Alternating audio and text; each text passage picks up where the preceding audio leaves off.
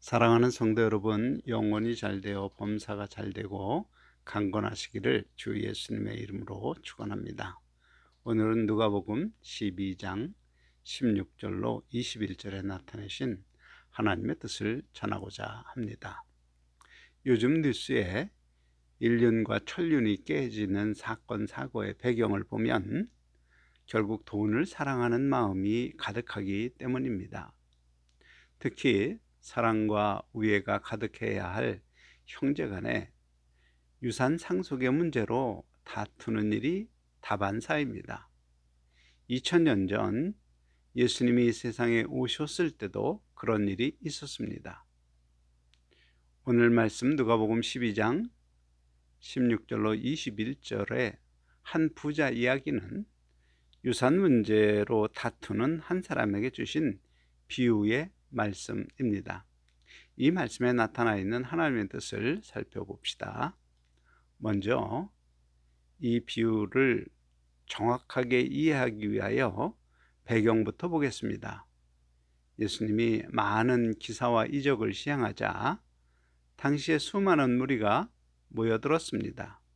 그 무리에게 예수님은 영혼을 멸하실 수 있는 하늘의 하나님을 두려워하라, 또한 성령을 모독하는 자는 사하심을 받지 못하리라 등등 영적 진리의 말씀을 선포하며 하나님 앞에 순종하기를 당부하시는 상황이었습니다.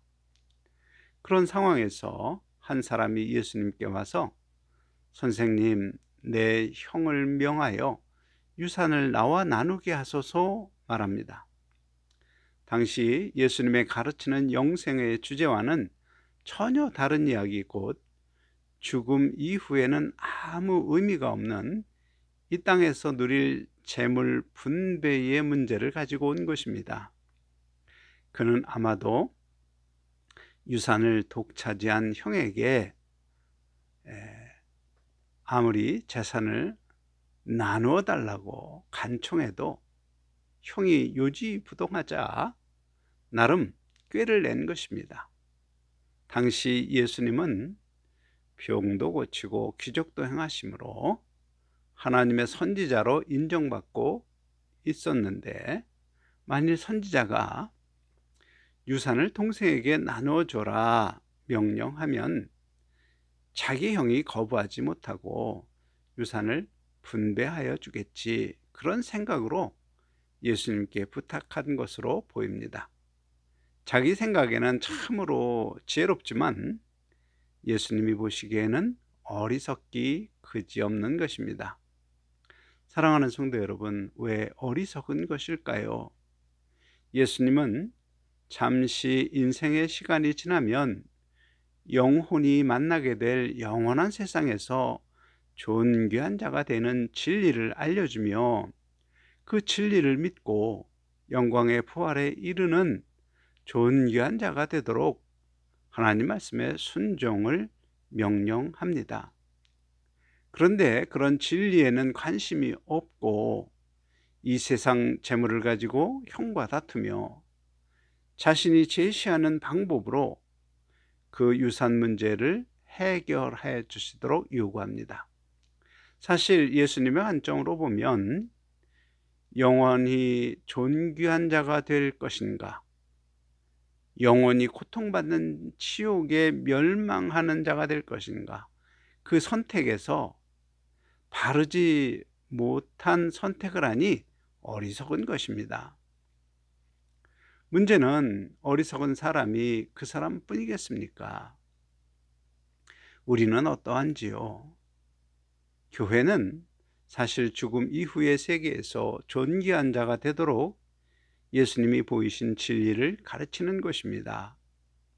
그 진리 안에 있는 영생과 영광의 부활 약속이 무엇인지, 그 영광의 약속을 누리기 위하여 우리가 어떻게 살아야 하는지를 가르칩니다. 곧 이 세상의 관점에서 본 인생이 아니라 죽음 이후의 관점에서 본 존귀한 인생의 의미를 배우는 곳입니다.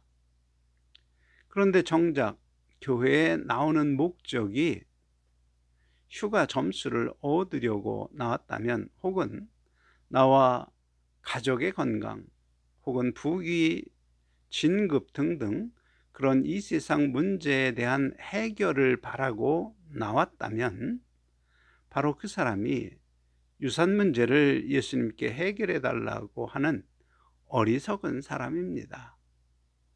한편 유산 문제를 해결해 달라고 찾아온 사람에게 곧 진리를 찾아야 할 자리에서 이 세상 문제 해결을 찾으려는 사람에게 예수님은 누가복음 12장 14절, 이 사람아, 누가 나를 너희의 재판장이나 물건 나누는 자로 세웠느냐? 삼가 모든 탐심을 물리치라. 사람의 생명이 그 소유의 넉넉한 데 있지 아니하니라 말씀하십니다. 곧 예수님은 나는 이 세상의 문제를 해결하는 재판관이 아니다. 나는 너희의 생명을 심판하는 심판의 주이다. 생명의 심판주로서 말하는데 너의 생명이 이 세상의 것의 소유에 있지 않다. 오히려 소유를 향한 탐심은 생명을 잃어버리게 하는 것이니 탐심을 물리치라. 그런 의미의 말씀입니다. 쉽게 설명하면 현재 갈급한 휴가증보다 심판 때 지옥의 형벌을 면할 지옥 전역증이 얼마나 중요한 것이니, 그 지옥 전역증을 얻으려면 내 마음의 탐심을 버리라. 그런 의미의 말씀입니다. 그런데 그 사람이 이해하지 못하자 생명이 소유보다 얼마나 소중한 것인지 한 부자의 비유를 들어 설명하십니다. 이제 그 부자의 비유를 살펴보겠습니다. 누가복음 12장 16절, 한 부자가 그 밭에 소출이 풍성하매 심중에 생각하여 이르되 내가 곡식 쌓아 둘 곳이 없으니 어찌할까? 이 말씀을 분석하면 부자가 얻은 소출이 풍성합니다. 그런데 현재 있는 곳간은 이미 가득 차서 더 쌓을 곳이 없다고 합니다. 그런데 신명기 7장 13절, 너를 사랑하시고 복을 주사 내 토지 소산과 곡식과 기름을 풍성하게 하시고, 이 말씀에 분명히 저주받은 땅이 소출을 풍성하게 내는 이유는 하나님이 너를 사랑하고 복을 주셨기 때문이다 입니다. 하지만 감사하는 말이 이 부자에게 없음을 볼 때 이 부자는 소출의 풍성함을 하나님의 은혜로 생각하지 않은 것입니다. 다만 이 부자는 이미 자기의 곳간에 쌓아둘 곳이 없을 정도로 쌓아지자 결심하기를, 내가 이렇게 하리라. 내 곳간을 헐고 더 크게 짓고 내 모든 곡식과 물건을 거기에 쌓아두리라. 곧 더 쌓기 위하여 기존에 있던 곳간을 헐고 더 큰 곳간을 짓는 결심을 합니다. 곧 하나님이 복을 주셔서 소출을 풍성하게 거두게 하신 이유는 생각하지 않고 오직 자기가 얻은 소출을 자기를 위하여 자기 창고에 쌓는 것입니다.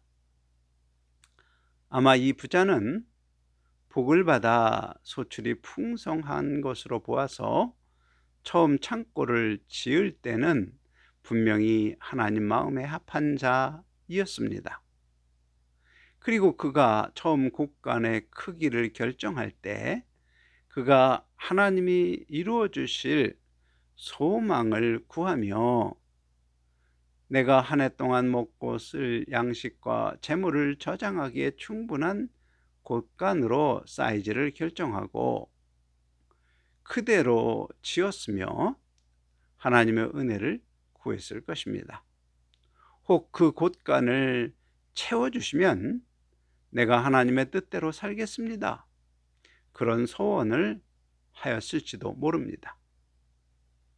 그런데 하나님이 복을 주셔서 그 창고에 가득하게 되고 이미 한 해 쓸 것을 채워주시고 더 채워주시자 이제 하나님의 뜻은 아랑곳하지 않고 오히려 자기를 위하여 더 큰 곳간을 짓기 원하는 것입니다. 그리고 생각합니다. 누가복음 12장 19절, 여러 해 쓸 물건을 많이 쌓아두었으니 평안히 쉬고 먹고 마시고 즐거워하자. 이것이 더 큰 곳간을 짓는 부자의 마음입니다. 그렇습니다. 창고를 처음 지을 때 창고가 차면 하나님이 기뻐하시는 일을 열심히 하겠다고 결심했었지만, 그래서 하나님 마음에 합한 자이었지만 막상 창고에 재물이 가득해지자 마음이 변하여 세상의 가치관을 따라서 내가 여러 해 쓸 것을 미리 마련하자, 그런 생각으로 바뀐 것입니다. 다르게 표현하면 인생의 목적이 하나님을 기쁘시게 하자 해서 평안히 쉬고 먹고 마시고 즐거워하자로 변한 것입니다. 사랑하는 성도 여러분, 이 이야기 가운데 자기의 모습을 점검할 수 있기 바랍니다. 혹 10년 전 내가 소망하는 것을 이루어 주시면 열심히 주의 일을 하겠습니다 라고 하나님께 간구하시지 않으셨는지요? 그리고 간구한 대로 소망이 이루어지는 은혜를 체험하지 않으셨나요? 그때 가치관이 하나님 중심에서 세상에서 행복한 나로 바뀌었다면 바로 이 어리석은 부자와 같은 사람입니다. 가치관이 바뀐 원인은 죽음 이후에 만나게 될 세상에서 존귀한 자가 되는 것에서 그의 눈에 보이는 이 세상의 행복만을 바라는 세계관으로 바뀐 것입니다. 그에 따라서 그의 인생관이 바뀐 것입니다. 심판주이신 예수님 앞에 서서 받게 될 심판은 어느 사이에 까맣게 있고, 다만 평안히 쉬고 먹고 마시고 즐거워하자, 그렇게 인생의 목적이 바뀌면서 심판 때 망하는 길로 가는 것입니다. 심판의 주이신 예수님의 심판 기준은 누가복음 12장 48절, 무릇 많이 받은 자에게는 많이 찾을 것이요 많이 맡은 자에게는 많이 달라고 할 것이니라 입니다. 그런데 인생의 목적이 바뀌게 되면 심판 때 주님 앞에 내놓을 것이 없고 드릴 것이 없습니다. 그 성경이 말하는 심판 때 슬피 울며 이를 가하는 자가 되는 것입니다. 달란트를 땅에 묻은 자이며 문화를 수건에 싼 자이며 혼인잔치에 예복이 없이 벌거벗은 자로 되어 쫓겨나는 가련한 신세가 되는 것입니다. 혹시 심판 때 일이 머나먼 훗날의 일이니 당장 내가 평안히 쉬고 먹고 마시고 즐거워하는 일이 더 중요하게 생각되시는 분, 그런 분이 계신지요? 문제는 그런 자기의 계획대로 인생이 흘러가지 않는 것입니다. 누가복음 12장 20절, 하나님이 이르시되 어리석은 자여 오늘 밤에 내 영혼을 도로 찾으리니 그러면 내 준비한 것이 누구의 것이 되겠느냐 말씀하십니다. 사랑하는 성도 여러분, 여기서 가장 중요한 것은 그 부자에 대한 하나님의 평가입니다. 여러 해 쓸 것을 자기 곳간에 채워 넣는 사람에 대하여 어리석은 자여라고 부르십니다. 혹 세상 사람들은 부자라 하여 부러워할지라도 하나님은 그를 어리석은 자로 평가하십니다. 왜 그렇습니까? 그는 죽음 이후에 만나게 될 영생의 문제를 가볍게 여기며 창고가 넘치도록 복을 주신 하나님의 뜻은 잊었습니다. 소원한 대로 이루어 주신 하나님께 나의 사랑을 증명할 기회를 잃어버린 것입니다. 부어주신 은혜로 하나님의 거룩한 성품을 나타낼 기회를 잃어버린 것입니다. 곧 하늘 창고에 보물을 쌓을 기회, 영광의 부활에 이를 수 있는 기회를 잃어버린 것입니다. 하나님께 받은 복으로 하나님의 거룩하심을 닮아가며 영광의 부활에 이르를 기회가 있었는데 그 기회를 다 날려버렸습니다. 그리고 자기 육체와 마음의 탐심만족을 위하여 자기 창고에 더 쌓았지만 실상은 그 쌓은 재물도 자기가 누리지 못하게 됩니다. 생각해 봅시다. 그가 마음이 변하게 된 가장 근본은 자기의 밭에 소출이 풍성한 것이 하나님이 주신 복이라는 사실을 잊고 오히려 자기가 잘해서 풍성하게 된 것으로 생각한 것입니다. 사실 창고의 재물은 네가 수고하여 쌓은 것이니 이제 평안히 쉬고 먹고 마시고 즐거워하며 지내야지, 그런 생각을 그의 마음에 마귀가 넣어주자 그 생각을 받은 것입니다. 그러므로 하나님을 의지하거나 하나님께 의뢰하지 않습니다. 하지만 자신의 지혜를 믿고 하나님 앞에 안아 무인이 될 때 하나님은 징계하십니다. 때론 건강에 문제가 생기기도 하고 자식에게 문제가 생기기도 합니다. 또 자기 지혜를 믿고 재물을 자기 곳간에 쌓았지만 결국 평안히 쉬고 먹고 마시고 즐거워하며 지낼 수 없게 되는 것입니다.